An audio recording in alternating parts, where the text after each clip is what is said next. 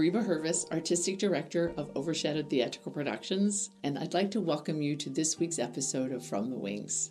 My heart's desire today is to let you know why this YouTube channel exists, why From the Wings. I'd like to let you know a little bit about my journey from being shy and feeling insignificant and unimportant, and why I believe that the gift of speech is one of the most important gifts that you have in your possession.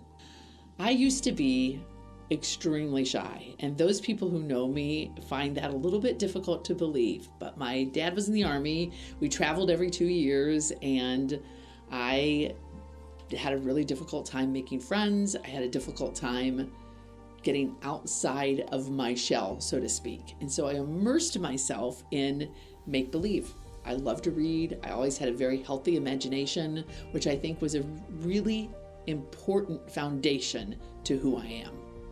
It wasn't until I was in 6th grade that my aunt took me to go see the musical Showboat, and I was hooked with the theater. I loved the orchestra tuning. In fact, to this day, I will go early to a show so that I can hear that if they happen to have a live orchestra. I wanted to know about the director. I wanted to know who these people were, and I read everything that was on the playbill that I could possibly do, and I actually even saved them all and have them in a scrapbook of my own, starting from when I was in the 6th grade.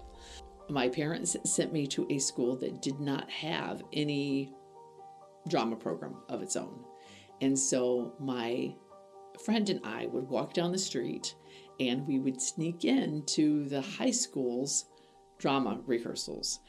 It was Kinston High School in Kinston, North Carolina, and the director was Orrin K. Perry. And he never knew for the first about 3 years that I would sneak into the back of the rehearsal and sit in the back of the auditorium and watch everything that he did as he directed, as he auditioned, as he cast the members of the different productions, and that I would go to those plays and see them every performance for the weekends that they would be open and just hang on everything. And after that, I would go to the library and I would check out the play scripts, and my friend and I would act them out. And she would play the piano, and we would sing, and we would audition, and we would do our own shows in her living room. And that is literally the way that I lived my 7th grade through 12th grade years. It was about my junior year in high school that then Orrin K. Perry noticed that I was sitting in the back. And he came up and he said, "Hi, I'm Orrin K. Perry. I've noticed you here. Why are you not auditioning? Why are you not getting involved? Would you like to be a member of the stage crew, or what can I teach you?" And I said, "Oh, I don't really go to school here, and I just am really interested in what you're doing." And he said, "Well, I also direct a community theater play every summer, and I would like you to come and be a part of it." So somehow or another, I got up the courage to try out for, what was the play? Godspell. And at the same time that they were doing Godspell, they were doing How to Succeed in Business Without Really Trying. And so I, at that particular time, tried out for both of them at the same time.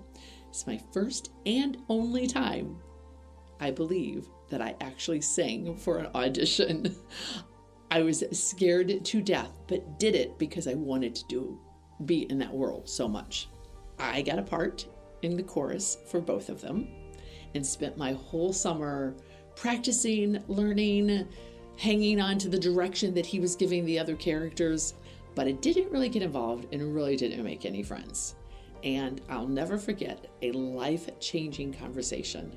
One of the technical crew actually came over to me and said, "I noticed that you're just never getting involved with anybody. Why are you not making friends?" And I said something, and my face turned really bright red, and I stuttered, and I couldn't communicate. And he's like, "What is wrong with you?" And I was like, "I don't know, I can't really talk." And he said, "Listen," he said, "God made your mouth, and you need to spend your summer figuring out that you have something important to say and learning to communicate, because it is the most powerful tool that you have." So here's this person who didn't even know me that empowered me to understand what a gift I have. And that literally became the moment that started to change my life. I went to my senior year. We had a drama club in our small little school that I went to, and we did a little tiny play. I think the name of it was Love Hits Wilbur or something like that. So then I decided to go to college. I went to Bob Jones University, and I decided I was going to be a theater major. My advisor, my sophomore year, said, "And what would you do with that?" And I, again, still had not really learned how to use my mouth the way that it was effective to do. And so I told him I didn't know. And he said, "Well, you're a woman and women can't make money in that," which is terrible advice. And convinced me that I should change my major to speech education because that was the place for a woman. Now, I could choose to be bitter about that, but I actually think that it was a good place for me because God has set me down that road in my life. I was able to have a steady job when my husband was in law school. I was able to learn a lot of things that I didn't learn in dramatic productions about building sets and a wider range of speech education things, rhetoric, debate, things like that, that I would not have necessarily accomplished in dramatic productions. So I honestly believe the verse when God says the steps of a good man are ordered by the Lord. I believe, looking back on it, that He prepared my way of being able to start my own theater company because of the connections that I made when I was teaching. In fact, looking back on it, the people that worked with me in education became the people that supported me when we started Overshadowed. And the students that I taught over the previous 4 years became people who became a big foundational part of Overshadowed. So don't burn your bridges. Always make sure that you have people you have taught and you have relationships with, because you never know what you're going to accomplish together. Then it started to realize that my kids were getting older, and if I ever wanted to accomplish my dream of actually doing something with that theater production that I always wanted to do, that it needed to happen sooner rather than later. So we all started working together to start this company known as Overshadowed Theatrical Productions. He is the most important part of this theater company and the most important part of what comes out of your mouth.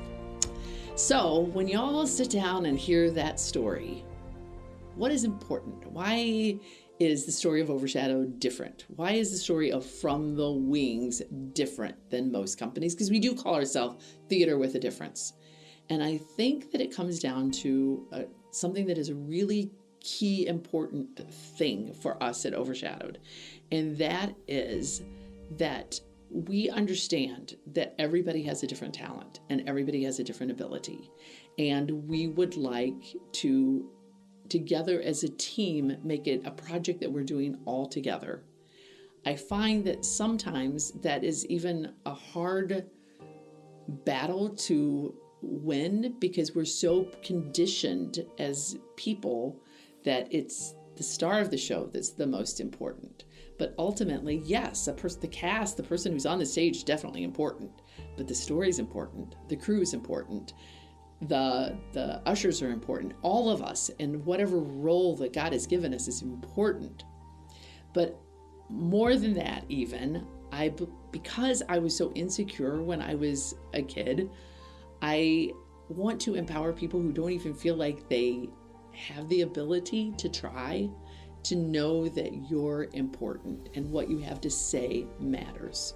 If there's one experience that I had one time for, again, Sound of Music at the school that I was volunteering at, and I didn't have enough boys try out, and that does seem to be the story of my life. I never have enough men trying out. The star of the soccer team, who was also the star of the basketball team, came to audition because his girlfriend was in the play. And as he stood up, this boy who's so confident on the basketball court stood up to audition, and his hands were shaking so hard that he could hardly compose himself. And I thought, I love this. Worlds are coming together of the sports and the theater world. And he, I believe, also understood that he had the power to have other boys that were interested that would come, because he was a leader in doing that. So it was kind of a little earth-shaking for the school, because it changed what was cool there. So if I could do anything in life, I would want people to realize that sports is important and other things are important in your life, but the one gift that, God willing, you keep till the very end is your voice. And it is so powerful for you to be able to use it. I want you to have the confidence. I want you to see behind the scenes of how we put together things, and to see that you matter and that everybody makes a difference. So for now, this is just me talking to you from the wings.